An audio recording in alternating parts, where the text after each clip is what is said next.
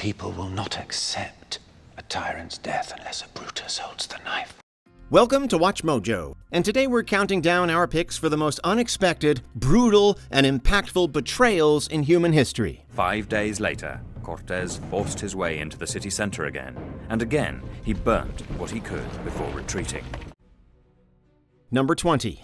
Robert Ford. Not every betrayal is tragic. Robert Ford and his brother Charlie were recent additions to Jesse James's gang when they decided to collect the bounty on James's head. Can't believe I woke up this morning wondering if my daddy would loan me his overcoat. And here it is just past midnight. I've already robbed a railroad train. I'm sitting in a rocking chair chatting with none other than Jesse James. They both lived with the infamous outlaw, making it easy for them to act on their dark plan. On April 3rd, 1882, James made the critical mistake of turning around to dust a painting, giving Ford just enough time to fatally shoot him in the back of the head. However, when the brothers attempted to collect their reward, they were repaid via arrests and first-degree murder charges. They were both to be executed the same day they condemned James to death, but their sentences were pardoned just 2 hours later. Number 19. George Plantagenet, Duke of Clarence. You know your betrayal has made history when it's mentioned in 2 separate Shakespearean plays. George Plantagenet was raised in the House of York, with his relatives holding high leadership roles. And richest and most powerful of all was Edward's middle brother, George, Duke of Clarence. The man Shakespeare described as false, fleeting, perjured Clarence. Though he'd initially supported his older brother, Edward IV, in his bid to become king, he briefly switched his allegiance to his stepfather. He soon saw the error of his ways and reverted back to his original loyalties, but the damage was done. Not only was his brother the one to push for prosecution, he's also the one who insisted George be put to death. He was eventually executed in 1478, supposedly being drowned in a barrel of wine. Wait, please. Please let me see my brother the king. No! The case was unfortunate proof that not even blood could prevent treachery. Number 18. Alfred Redl. Even those who seem beneficial to a cause can also be its downfall. Though Alfred Redl had improved Austria's counterintelligence branch with the introduction of technological advances, he had also been sneaking plans under their noses to Russia. Within a decade, he was the enemy's top spy, even disclosing a plot wherein Austria intended to invade Serbia. These plans were eventually sent to the intended victimized country, ensuring they would be ready for an attack. He seemed to have no regard for his own countrymen, even selling out other Austro-Hungarians whom he'd sent to Russia himself. He was eventually found out in 1913 and was punished in a truly macabre fashion by being forced to take his own life. Number 17. Pierre Laval. He may have risen to popularity thanks to his support for leftists, but those values soon crumbled once a bit of pressure was applied. No man epitomized French collaboration more than Pierre Laval. His activities during the Second World War still divide the French today. By the 1930s, Pierre Laval joined the conservative movement, before morphing into a full-on fascist by 1940. When he re-secured power in 1942, he aligned himself with Germany and Italy. But he didn't stop there. He punished his own citizens, including deporting whole families of Jewish natives. Even after he was arrested, he was still convinced that he'd be able to talk his way out of the situation. His delusions were quashed in 1945 when he was found guilty of treason. The key piece of evidence against him was the newspaper article from the 22nd of June 1942, where Laval had called for a German victory. He was sentenced to death. Though he attempted to take himself out beforehand, his attempts failed, leading him to meet his death by firing squad. Number 16. Aldrich Ames. Though the Cold War never escalated to a point of full-on combat, the situation wasn't helped by those selling secrets to the enemy. What you did for money. Stop me if I say anything that's wrong. Aldrich Ames was a member of the CIA, but his actions made it clear that his loyalties lay elsewhere. He began dealing with secrets in 1985, starting with insignificant details, and eventually working his way up to revealing the identities of agents who'd been spying on the USSR themselves. Though the CIA was suspicious, Ames managed to slip through the cracks for years. Eventually, the investigation escalated to the point where agents were rifling through his trash to find evidence. He was finally arrested in 1994 and was eventually sentenced to life in prison, which he's still serving to this day. What I did to those men, the situation of their families and others, and the kind of shame and the kind of remorse that I feel is something that is and I think always will be intensely personal to me. Number 15. Julius and Ethel Rosenberg. During the Cold War, the United States made it clear that any support towards the enemy wouldn't be tolerated, eventually making an example out of those who did. Fawkes identifies a man who served as his go-between with the Russians, named David Greenglass. David Greenglass explains that he was recruited for spying by his brother-in-law, Julius Rosenberg. Julius Rosenberg began working for the Soviet Union in 1942 and quickly proved to be a worthy asset. From supplying thousands of secrets to recruiting several people to his cause, he had a key role in the Soviets successfully carrying out their own nuclear tests. He was arrested in 1950, and soon after, his wife Ethel was as well. Court filings present them as super spies. They refuse to talk, pleading the fifth instead. They have little chance, especially when Ethel's brother, David Greenglass, testifies against them. Both are found guilty and sentenced to death. The couple were sent to trial and were convicted of espionage in 1941, leading to them becoming the first American citizens to be executed for espionage during times of peace. Number 14. Robert Hanssen. The FBI also had some security issues in the Cold War. They underwent a period of many big secrets being released to the Soviet Union, all being traced back to one man. Perhaps the most dangerous spy in US history. His actions pitted the CIA against the FBI and triggered a mole hunt that brought the American intelligence services to their knees. Just a few years after joining, Robert Hanssen took it upon himself to offer his skills as a spy to the USSR, which they gladly accepted. His activities included giving them exact details of how the agency bugged devices and even providing information that led to the capture and killing of a CIA informant. A trusted insider in the FBI who worked on counterintelligence, sophisticated spy detection, worked next to the best in America at spy detection, and went undiscovered for more than 20 years as the most damaging spy in FBI history. His espionage took place over the course of 2 decades, earning him over $1 million before he was arrested in 2001. He pled guilty to dozens of charges, resulting in 15 consecutive life sentences. Number 13. Arminius. At the height of their power, it seemed that nothing could take down the Roman Empire. One man in particular was able to alter that legacy permanently. Arminius was undoubtedly the liberator of Germania.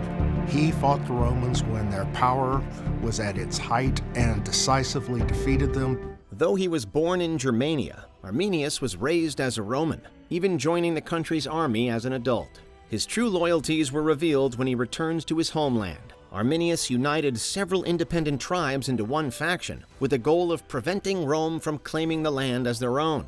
In AD 9, his plans came to fruition. He'd formed a coalition of over 20,000 men who overpowered and slaughtered members of the opposing side. Arminius's War of Liberation was devastating to the empire. It constituted the first time in which the Romans withdrew from conquered territory. The end of Roman imperial expansion can be traced back with real validity to Arminius's victory. Their subsequent victory not only resulted in a horrific loss for Rome, but the beginning of a long reign of Germanic power. Number 12. Stella Goldschlag. Some people will go to extreme lengths in order to survive. After being captured during a round of mass Jewish deportation, Stella Goldschlag was determined to save herself and her family by any means possible. That meant doing the unthinkable, working for the Germans to identify and turn in fellow Jewish citizens. She was shameless in her attempts, from promising victims food to scouring funerals. While the exact number she betrayed isn't known, she's believed to have sold out up to 3,000 people. After the war, she was found and tried by the Soviet Army, leading to her serving 10 years in a labor camp. When she was released, she relocated to West Berlin, only to be arrested and tried once again. Number 11. John Walker Lindh.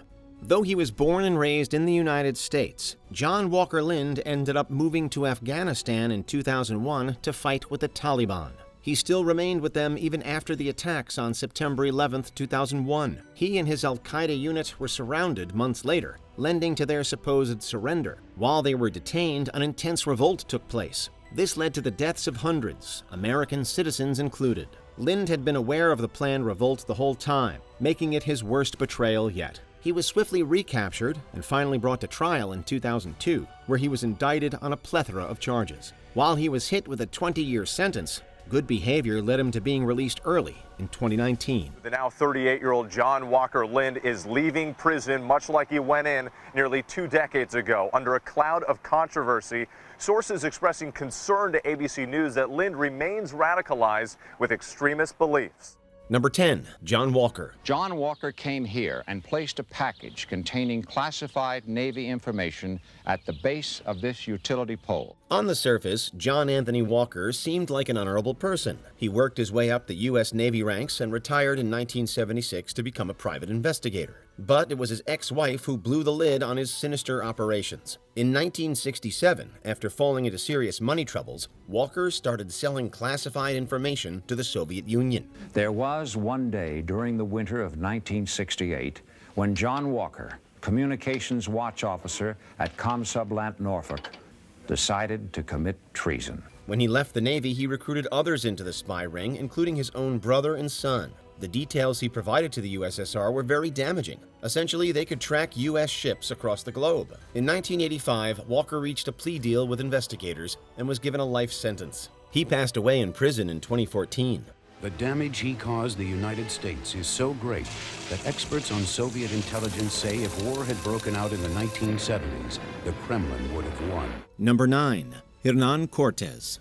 The reasoning as to why Moctezuma II allowed Hernán Cortés to peacefully enter the capital of the Aztec kingdom in 1519 is still debated today. Over the course of 2 years, a single ruthless man was able to forge an alliance which destroyed the gorgeous city, rooted out its ancient religion, and created a new realm for his king. While some believe he did it to learn his enemies' weaknesses, others are adamant that he did so because he believed Cortés to be the god Quetzalcoatl. Whatever his justification was, he soon let his guard down, even offering the Spanish army a plethora of gold. His attempts at pacifying the enemy army were for naught, as he was swiftly taken hostage as soon as Cortés learned that some of his own men had been slain. The Spaniard then went on to rule vicariously through his prisoner, eventually fleeing a year later and leaving the emperor to be executed.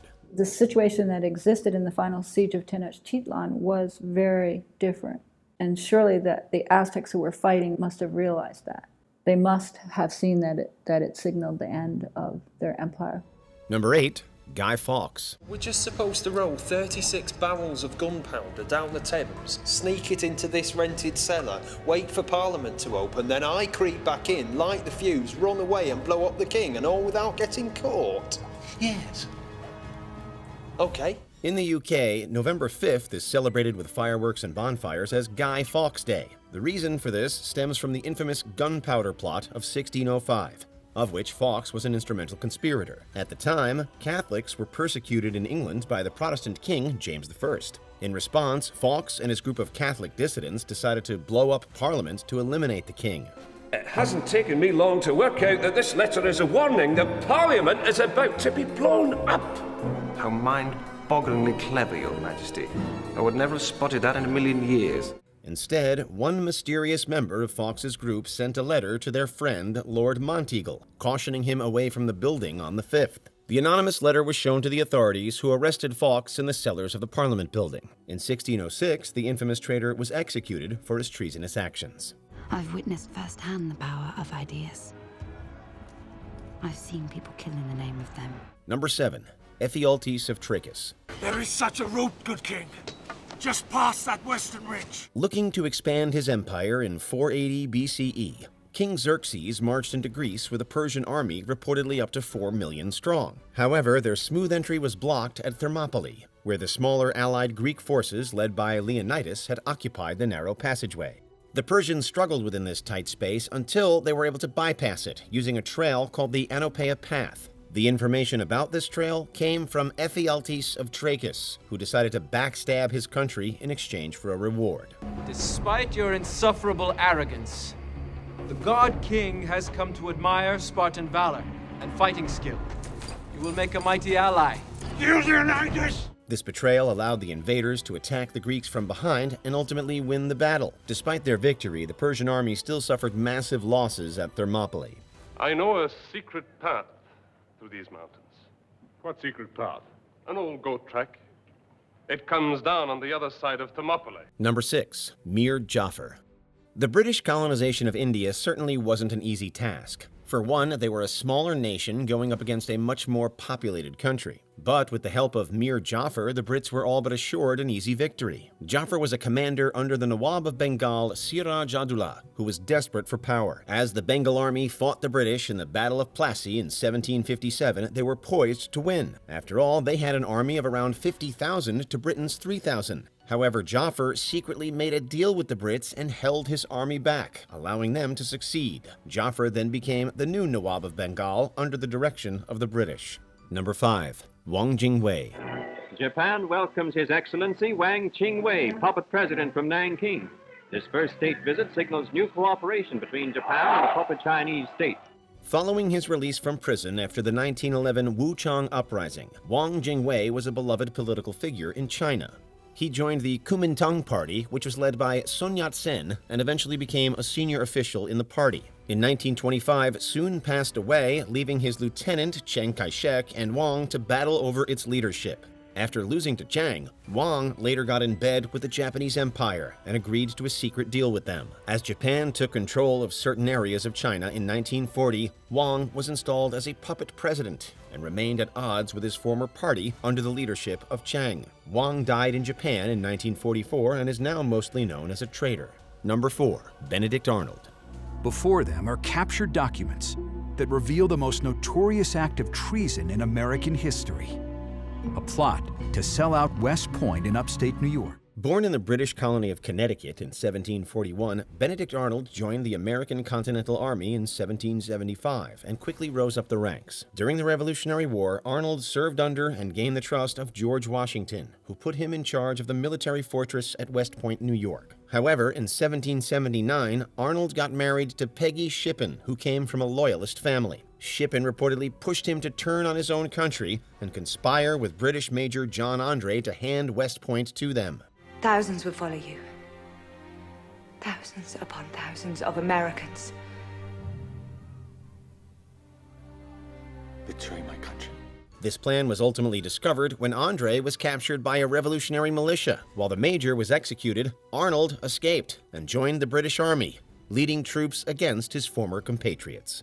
I will ride into Philadelphia at the head of my American Legion, and I will capture Congress. Number 3. Vidkun Quisling. This was one of the most amazing acts of treachery the world has ever known.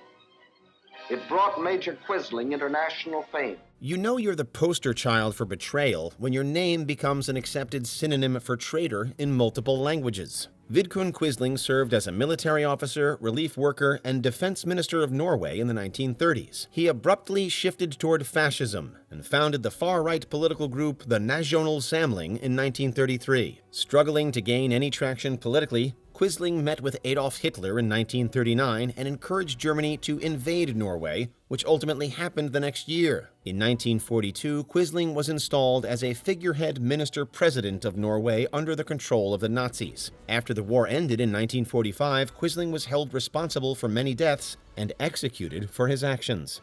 Number 2. Judas Iscariot. Though it may not be completely historically sound, this is one of the most widely known double-crosses in human history. Though he was one of Jesus' trusted 12 disciples, Judas still sold him down the river, earning himself 30 pieces of silver for the act.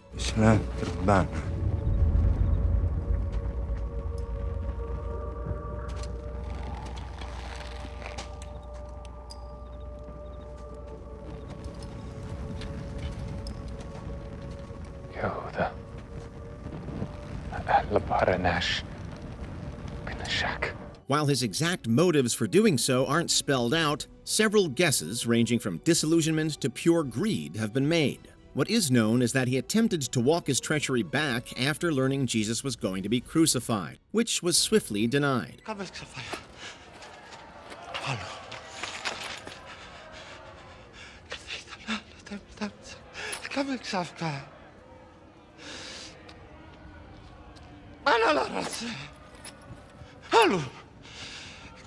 He then took his own life, an act which is still hotly debated across several Christian denominations today. To this day, many revile him for his act, and his name alone is synonymous with betrayal. Before we continue, be sure to subscribe to our channel and ring the bell to get notified about our latest videos. You have the option to be notified for occasional videos or all of them. If you're on your phone, make sure you go into Settings and switch on your notifications. Number 1. Marcus Junius Brutus. With the simple Shakespearean words of Et tu, Brute, the betrayal of Marcus Junius Brutus in 44 BCE was immortalized.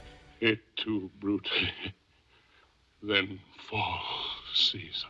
After Julius Caesar took control of the Roman Republic and became a dictator, there were concerns in the Senate that he was consolidating too much power. Some in Caesar's inner circle, including Brutus, Decimus Junius Brutus Albinus, and Gaius Cassius Longius, hatched a plan to fatally turn on their ally. Over 60 prominent members of Roman society were involved in the plot. When Caesar arrived in the Senate on March 15th, he was stabbed 23 times by his own senators. The incident was meant to stabilize the Republic. Instead, it resulted in its eventual collapse in 27 BCE. Which betrayal do you think had the most historical significance? Let us know in the comments below. And what Arminius does is turn around and make a radical choice. Actually a total out-and-out rejection of Roman power and mounting the largest rebellion that he can put together. Check out these other clips from WatchMojo, and be sure to subscribe and ring the bell to be notified about our latest videos.